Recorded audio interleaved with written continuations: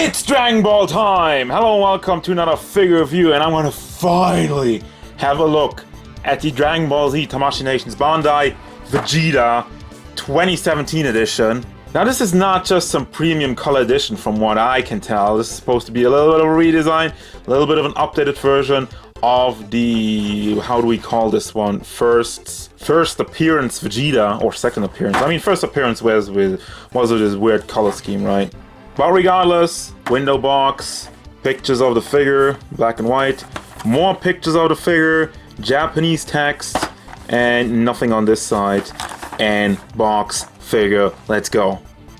Now what's very important here is I do want to compare him to the old school Vegeta, to the pre-release, to the one they released way back in, what was it, 2016 or something? I don't know. Let's have a look at size first of all. So, but yeah, anyway, comparison coming at the end of the video, so stay tuned for that. He stands at about 16 centimeters to the top of his hair, which means he's a little shy of 6 inches tall. So basically pretty much in scale. Let's have a look at the paint and detail of this figure. Detail, yeah, paint. First issue of the day would be the lack of paint, but before we even have an overlook, let's have a look at the good that's going on in the scouter. You have all these little signs going on there. Targeting device, the button. To measure the power levels. It's over 9,000, of course. What else would it be? Face looks very good. The hairline is, yeah, it's good. I mean, it's just like, I've seen better with these SH Figuarts, and it's another theme that's kind of going on here. So we have the shoulder pads, which are a little, it's not really that soft. I think they're soft-ish down there. No, it's kind of a weird material. It feels somewhat soft, but it's not really bending. Anyway, we don't have any paint on the shoulders. They are molded though, so I don't know. It depends on what you prefer. I would have liked to have something to make it a little bit more pop, if you know what I mean. Same goes for the blue. It's the exact same shade going all over the body.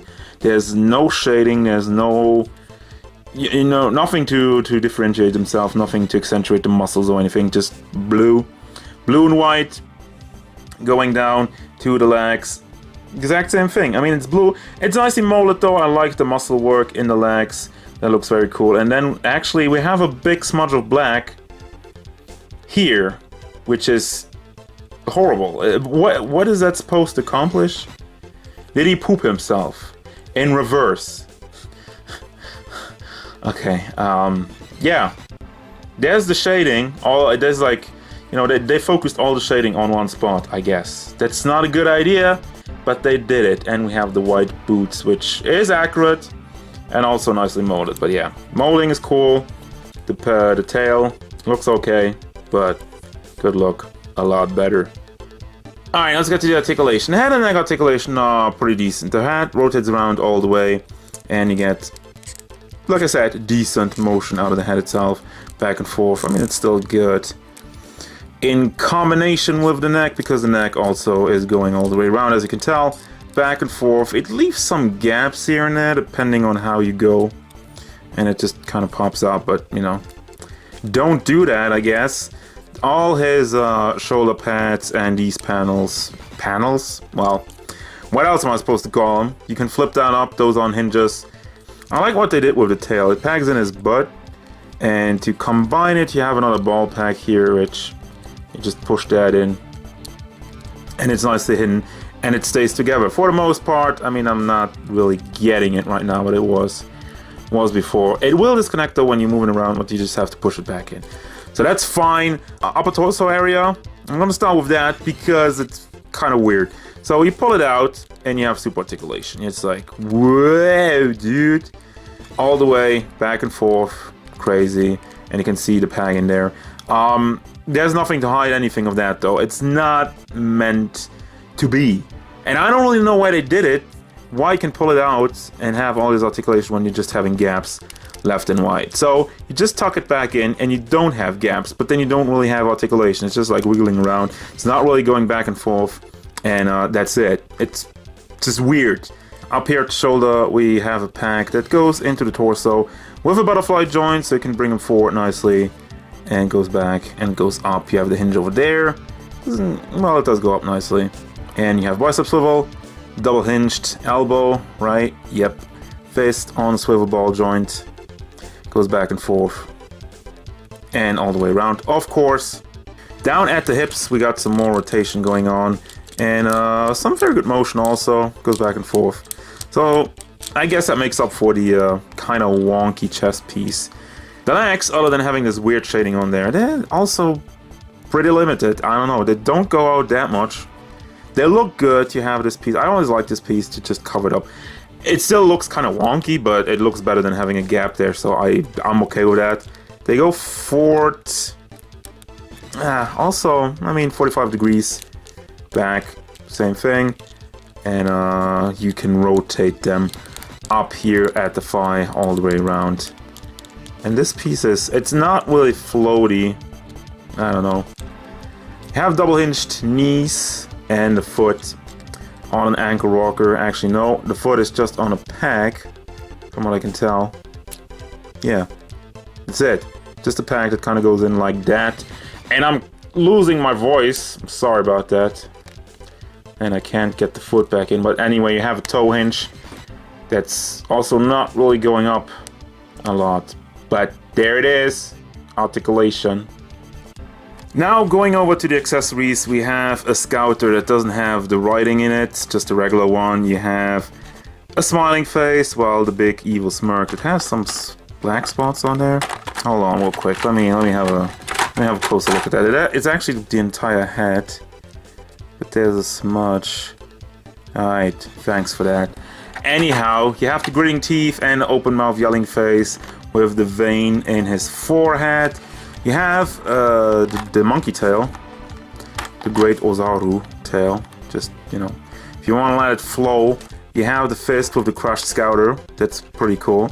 You have some open blast hands and some more grabbing booby grab hands. Haven't said that in a while, but yeah, those basically blast hands. And if you haven't seen, you have the fist hands on the figure. And at the beginning, we had the crossed arms for Jeets. I like these. I'm a big fan of these actually, so keep those coming. And now for the final showdown, old Vegeta versus new Vegeta. I'm just gonna say it like I see it. This guy looks like a bootleg next to this guy. Look at all the shading going throughout the body. You have, first of all, the shoulder pads, which I mentioned. This isn't painted. It looks a lot better if it's painted, doesn't it? And there's also shading going out throughout it already.